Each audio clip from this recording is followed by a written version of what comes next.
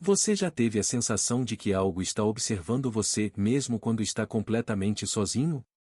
Marcos tinha essa sensação todas as noites. O quarto parecia comum, os móveis no lugar, a janela entreaberta deixava a brisa passar e mais havia algo ali.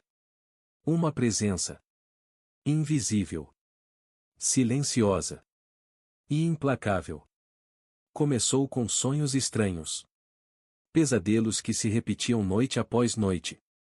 Sempre às 3h17 da madrugada, ele acordava com o coração acelerado, o corpo suado e os olhos fixos no teto, sem entender por quê. No começo, ele achou que fosse apenas estresse. Até que os sonhos começaram a continuar do ponto onde paravam. Como se não fossem sonhos, mas uma espécie de outra vida. Nesses sonhos, ele se via em sua própria casa, mas algo estava fora de lugar. A luz era mais fraca, os objetos pareciam mais pesados, e havia sempre um espelho no canto do quarto, e um espelho que não existia na realidade. Quando se aproximava, via seu reflexo sorrindo, mesmo quando ele estava sério. E então, algo se mexia atrás dele. Uma figura escura, sem rosto, parada, observando. Quando ele se virava para olhar, não havia nada. Mas no espelho, e a coisa continuava lá. Cada vez mais próxima. Cada vez mais nítida. Certo dia, Marcos notou algo que o fez congelar. Enquanto escovava os dentes, ao desviar os olhos brevemente do espelho, teve a impressão de que o reflexo demorou um segundo a mais para reagir. Um atraso sutil, quase imperceptível, mas que o arrepiou dos pés à cabeça. Ele chegou a pensar que era paranoia, fruto do estresse das noites mal dormidas. Porém, no dia seguinte, a cena se repetiu, e só que dessa vez, o reflexo não apenas atrasou e ele sorriu. Um sorriso torto, forçado, que não apareceu no rosto real de Marcos.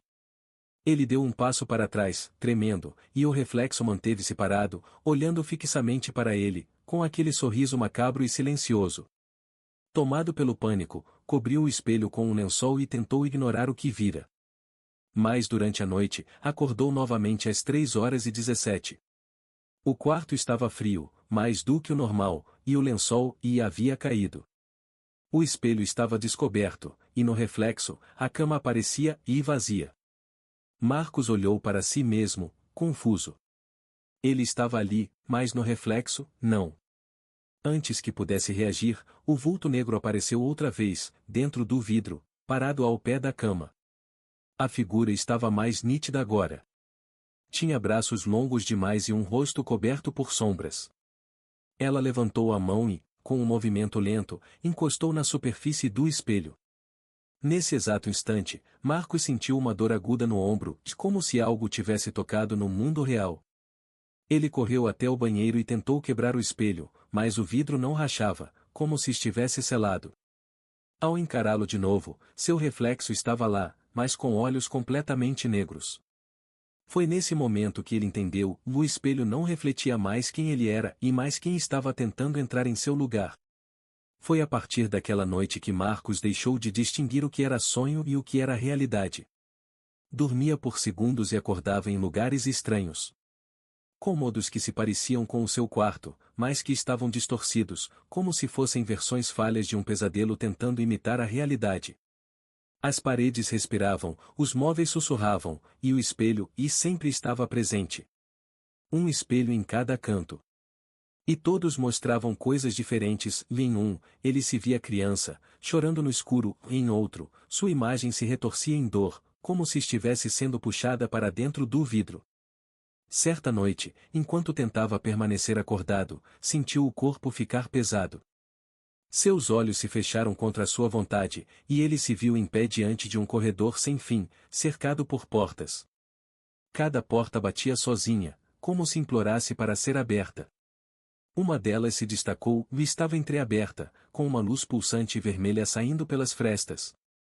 Ele tentou resistir, mas seus pés se moviam sozinhos. Quando abriu totalmente a porta, viu uma sala idêntica à sua e, exceto por um detalhe, ele estava ali dentro, deitado na cama, dormindo profundamente. E a figura também estava lá, parada ao lado, como se o vigiando. Ao entrar na sala, sentiu que não conseguia mais voltar. A porta havia desaparecido. Era como se tivesse atravessado um limiar, um portal entre o sono e o esquecimento. Marcos entendeu, enfim, que o espelho era a passagem. A conexão. O ponto frágil entre os dois mundos. E que, a cada noite, ele era puxado um pouco mais para dentro. A figura, aquela entidade, não queria apenas assombrá-lo. Queria substituí-lo. Tomar o seu lugar no mundo real. E aprisioná-lo no universo dos pesadelos para sempre. Na noite seguinte, Marcos decidiu que faria algo para pôr fim àquilo. Cercou o espelho com sal, velas e símbolos que havia encontrado em fóruns obscuros da internet. Tudo parecia inútil. Às 3h17, o espelho começou a vibrar. As velas se apagaram sozinhas. O ar do quarto ficou denso, como se água invisível enchesse cada canto. Então, ele surgiu. Não mais como uma sombra, mas com forma sólida. Pele pálida, olhos vazios, e um sorriso que não pertencia a nenhum ser humano. O reflexo bateu contra o vidro. 1, 2, 3 vezes.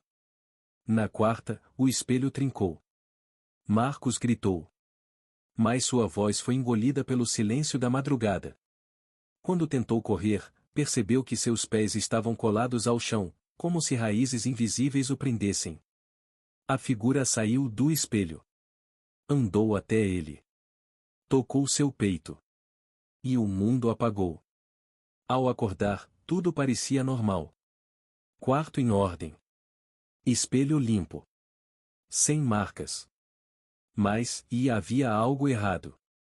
Quando foi escovar os dentes, olhou para o espelho e seu reflexo piscou e antes dele.